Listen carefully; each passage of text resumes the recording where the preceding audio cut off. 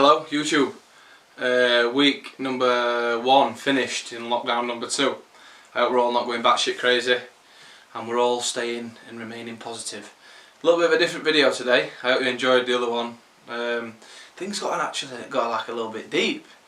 To be fair, I got a little bit, I won't say upset, I'm not going to go as far as saying upset, but when you're there training with your dumbbells, you just realise what you're missing. So yeah, a little bit of a different video. I uploaded a Insta story saying I'm going to do a YouTube Q&A. So if you don't follow me on YouTube and you didn't ask a question, then you won't know. So follow me on YouTube. The hair's getting a little bit mad now. So yeah, I'm growing it. And if you saw me at school, that's the sort of vibe I'm going for. So it's like this, but everywhere. So yeah, I'm going to crack on with some questions. There's some good ones, to be fair. I've got them all on my phone, so excuse me for being rude and looking at my phone. So we're going to fly through. I've skipped the ones like, you know, from like the fake accounts where they message you and they're like, do you want to make fuck? Yeah, I've skipped them. They're not in. But yeah, if you're wanting that, then just message me. No. Yeah, the real ones. So yeah, let's crack on with them. First question is, what is your favourite exercise for each body part? So I'll work down. So shoulders, I like to press. So yeah, overhead press. Triceps, it'd be dips actually. Yeah, I like a dip. I like to double dip. I don't know how you can get away with saying this sort of stuff. Biceps, I like. This is a bit of a cool one. So when you do this, if you do this, it makes it look like you know so much more about the gym than you actually do. So EZ bar in a cable, lower one. Put 2D handles on and twist and curl. Lovely piece of machinery and kit. So yeah, it makes it look cool as well. So yeah, that's my favourite bicep exercise. Then chest, it's got to be a press. Incline over flat for me, and I like to use machines rather than dumbbells and dumbbells and bars. So yeah, that's for chest. And then back, I love a barbell row. I'm not sort of like a deadlifter or anything like that. So yeah, you'll very rarely see me deadlift, and also I'm wank at it. Yeah, it's not my favourite thing. Back, shoulders, chest done, yeah, arms, yeah. Legs, I like a hack squat. Hack squat, yeah. A good hack squat. Some you get on and you feel like your knees are going to snap. But yeah, good quality hack squat, you can't beat that for legs. I'm not a barbell squatter, although in the leg day video that I'm going to film in the new dungeon, the garage dungeon of Gains, we can't hack squat, so we've got a barbell squat and I haven't done it in years. It's like years, yeah, so we'll see how that goes. Bit nervous, to be fair, but we'll move. We'll see what I do. And then calves, it's got to be calf raises, isn't it? And then toes, I like to do toe raises and finger raises. Next one. This is a good one. This is a good question actually. What is your pet hate? This is a new pet hate, and I want you to, if you do this, this is aimed at you. The people who drive in a car on their own, they're not a taxi, with a mask on. Windows up, mask on, driving. And it infuriates me to the point where I want to ram them. Yeah. Getting a fez bomb at side of you because you're wearing a mask. Take it off, there's no point. You're in the car on your own. And another pet hate. Probably that's it. Off the top of my head, that's all I can think of. There's probably more. There's probably plenty more. Clouty people, can't stand that. Yeah, if you know what clouty means, then you know what I mean. Like these show off sort of type people. That annoys me. But yeah, an actually informative question here. How can I transfer from home training to the gym? So this really depends on what kit you've got and what kit you're actually working with at home. If you've got a decent setup at home and you're following a decent plan, going into the gym you'll just ease off a little bit, so maybe take a few reps off or take a set off depending how you're training. Don't train to brawn failure, but if you've got a sick setup, you can more or less just manipulate that what you've got at home and then go straight into the gym and crack on as normal. If you're going from doing absolutely nothing, then that's where it gets a little bit tricky, and you want to be looking at doing sort of maybe upper lower, one working set per exercise, move on, just so you're not absolutely done in that first few weeks and you're not dommed up to your eyeballs going back in. So yeah, just take your time, take it steady. I know obviously when the gym's open everyone's going to be wanting to go balls to the wall, but you've got to think smart. What can you get the most out of for the longer period of time? Might only take a few weeks or a week or whatever, and then you can get back to normal training. So yeah, take it steady. This is a good one. Do people need to train harder, and do they actually train to failure? So this is a good question, but I don't think people get this misconception that if you don't train to failure, then you're training like a bitch, you're not growing, blah blah blah. But I know people who train with reps in reserve and look unreal. I know people who train to failure and look unreal. I know people who train 4 sets, 3 sets and they look class. So it is really just personal preference. I know a lot of people don't like training to failure because it's hard. It's tough.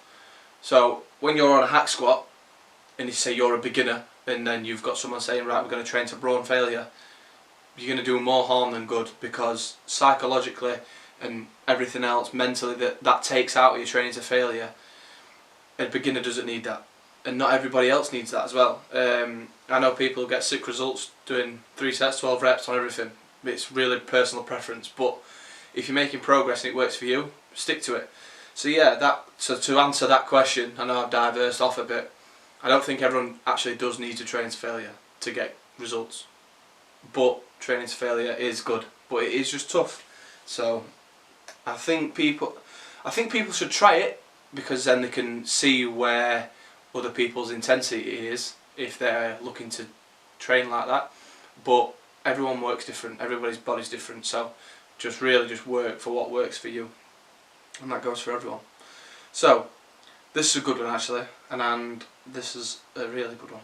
So what's the best way to make a bad situation a good one? So whenever I get into a little shit situation and I feel a bit shit, and I've said this before, I don't know if I've said it for YouTube, I've definitely said it on Instagram, I always think of someone else, somewhere else, wherever in the world is dealing with a lot worse than me. And then this is rich coming from me saying in the last video when I was nearly in tears because I can't get into a gym, someone else is dealing with a lot of things worse than that I am. So I always try and think that, and I look back and I think, right, I'm moaning about this, but someone's dealing with this, something else, and more so. So sometimes you actually do that and then you realise, right, yeah, I do need to fix up and crack on. But you're only normal if you feel shit and stuff like that. And not everyone's life is dandy all the time. I know mine isn't. I know plenty of people's life isn't. But if it is, well done, you've cracked it. But yeah, real life gets tough sometimes, and you've got to chest out, chin up, and crack on.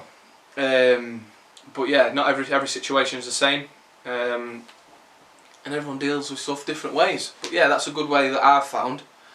I always think someone's dealing with something a little bit worse than I am. So yeah, this is sort of leading on from the other one actually. This is quite links. So how do you keep so positive? This is a misconception as well, because I am a positive person, don't get me wrong, I'm not a negative knobhead, but I do feel shit sometimes. I wake up in the morning sometimes, especially recent, with all this lockdown and stuff, you're like, can't really be asked to do anything, just feel sluggish, and sometimes I want to sit and watch Netflix, and sometimes I do, but that's only normal. You just got to take it in your stride. So when I wake up, I see how I feel.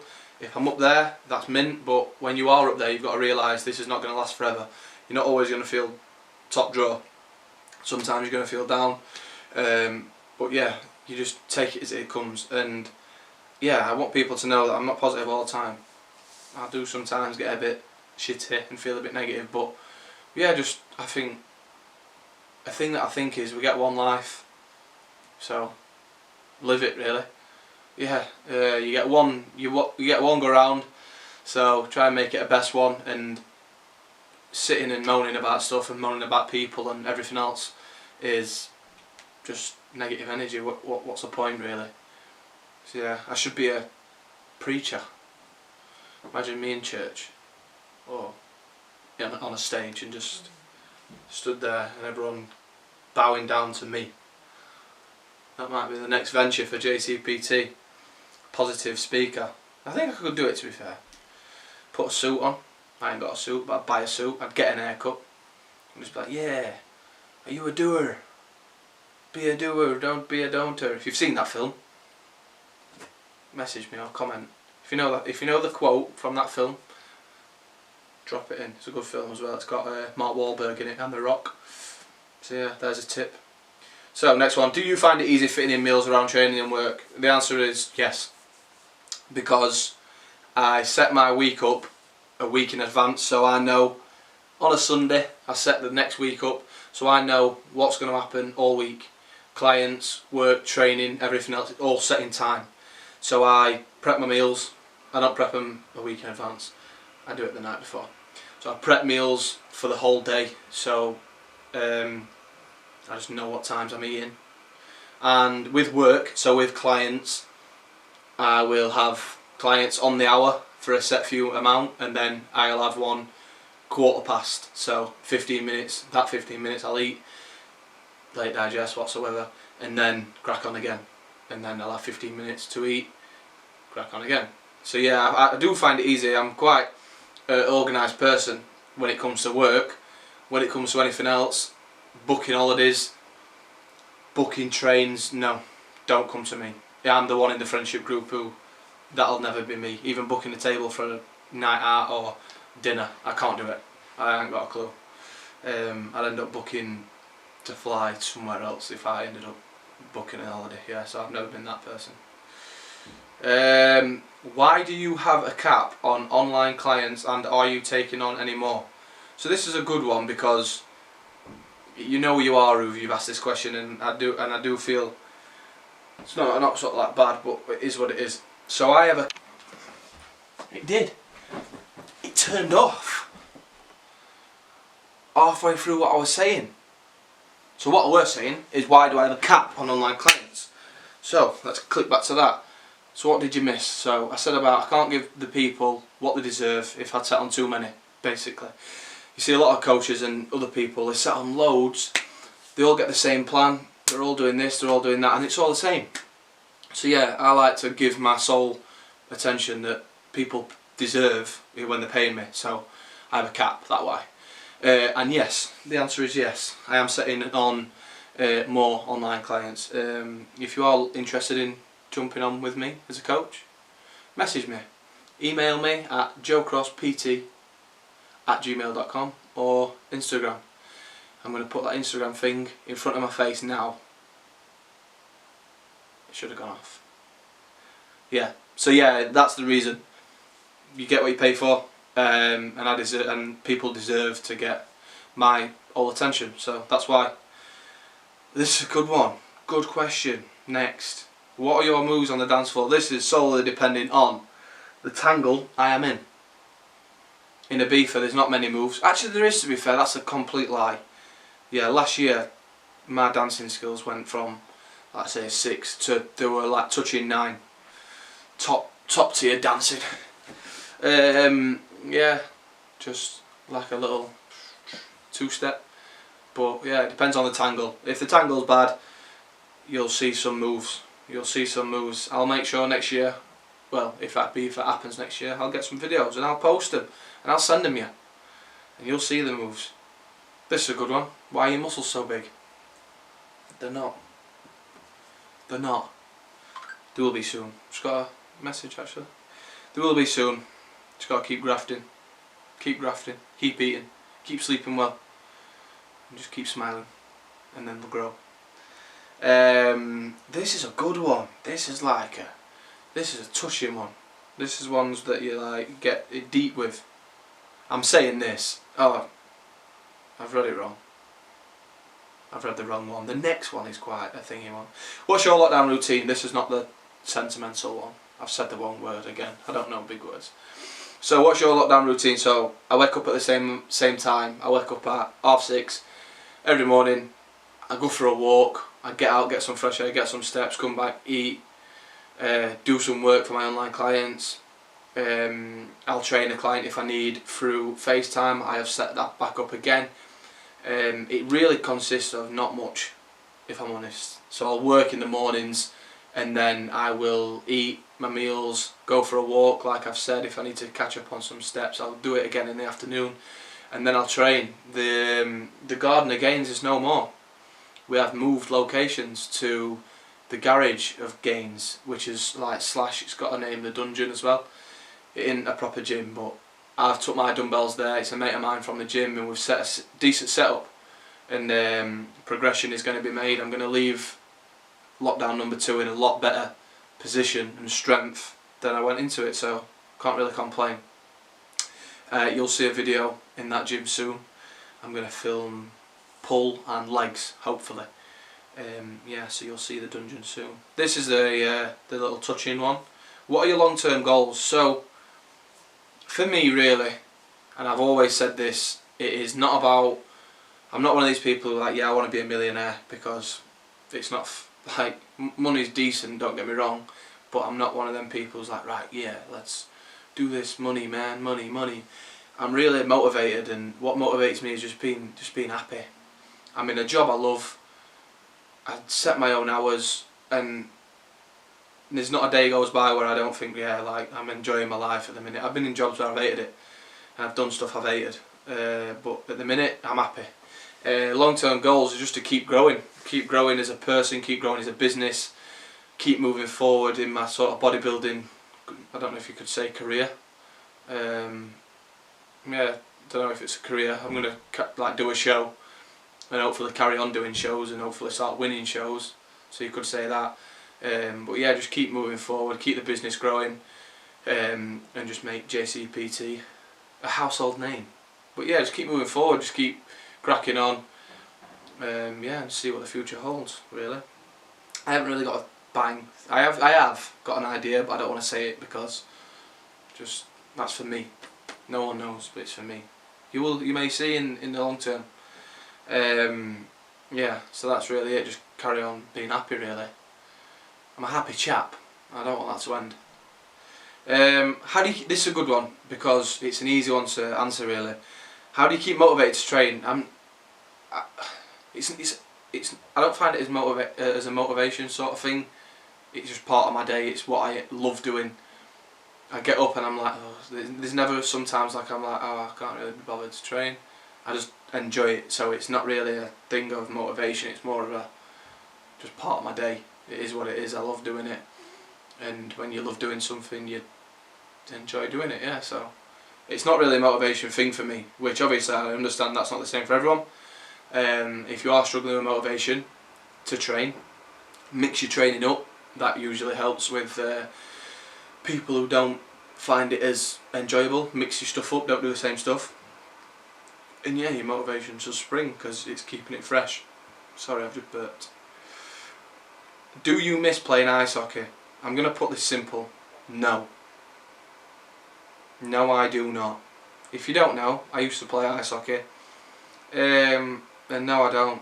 Because what happened is, with training, I fell in love more with the training for hockey than I did actually playing. So yeah. No, I miss parts of it. I miss like being in the changing room with like and having a crack with like a team and stuff like that and having a laugh. That's what I miss, really. That's probably the only thing, really. I don't miss the sort of the seriousness behind it and everything else. That's sort of when it got ruined for me. So I played juniors and then went into like senior hockey and played for a, I could say, semi-decent team, and then it just got too serious and the fun got sort of sucked out of it, and I just started to just hate it. Yeah, I was waking up and I just didn't want to go. Yeah, the fun got sucked out of it, which is not. That's why I ended up packing it in, because I'm a strong believer in not doing stuff you don't enjoy. So yeah, knocked that on in the head, and then works took a took a forefront, and I've not looked back since. So yeah, the answer is no. So I'm sorry to disappoint if you're hoping me to say I do miss it and I'm going to start playing again. Not anytime soon. No. What are the must-do things in Ibiza? So the must-do things in Ibiza, it depends how you're looking at it. The events, I'd say the top sort of like 3, I'd say you've got to do Ants at Ushuaia. You've obviously got to go to Ocean. Pasha, go see Solomon or Claptone there. But there's so many, you can't just narrow it down to 3, Joe. There's everything, and then there's obviously the other side. There's like Esvedra, what you saw in the Ibiza vlog, which is unreal. You've got to do that. You've got to do that. It's weird because there is so much to do, but then when you try and think, you can't think. The top thing I'd say to do is just enjoy it, because it's mental. It is an insane place. Yeah, Pasha's the one. Day events are I enjoy day events. So Ushuaia is unreal. It's next level, and then obviously Ocean's good and stuff. But Pasha's like next level. It's like nice. You just feel nice when you're there. And then there's obviously there's a smoking area where there's beds and stuff. High's good. Glitter box at High. That's mint. But just try it all. Just go and just live it. It's mint. Yeah. What's the best and worst thing about working in the fitness industry? Good one. The best thing is just, for me, it's the freedom. So like, I set my own hours and everything else. I don't really have to listen to anyone else. I do a bit, but I set my own hours. I do a job that I enjoy, and it's good. I work with people every day who are motivated and want to make a change in their life, and I'm helping them make that change, and it's good. It's it's a very rewarding job, which is mint. The worst thing is probably, this is not like the clients and stuff like that, this is sort of the trainers and other sort of bodybuilders, is the bitchiness. Because it's not a team sport, you're in there on your own, it's a very bitchy sport, if you know what I mean. So as soon as you start lifting some weights, people have an issue, like, oh, I'm bigger than him, he's not got big legs, he's got small arms.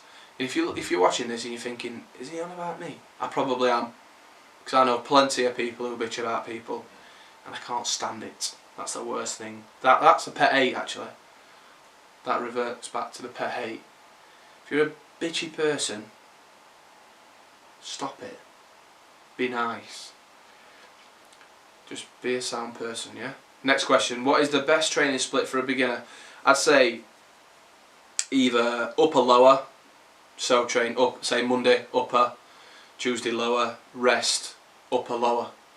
You're getting that nice volume across the whole body per week. You've got a nice two rest days on the weekend, rest day midweek, and you're getting that full sort of fullness. I can't think of the word. You're hitting the body parts frequently, and you'll see good gains from that. Upper lower split is the best for a beginner.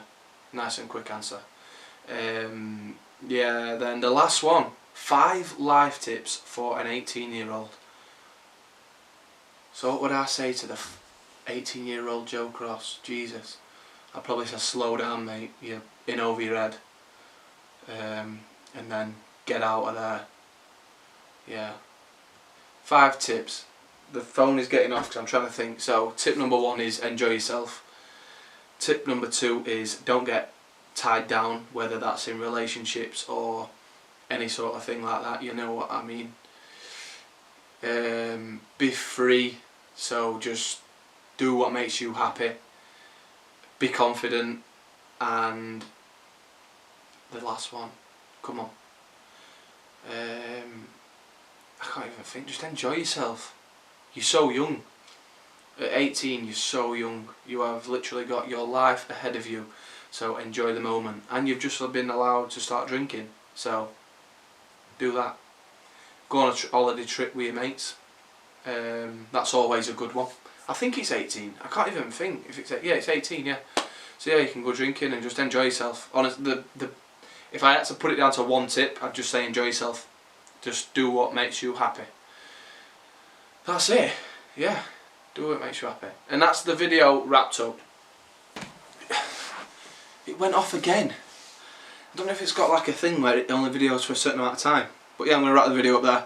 That's it. I hope I've answered your questions. I hope you enjoyed the video, and I will see you in the next one. Thank you. In a bit. Dog shit.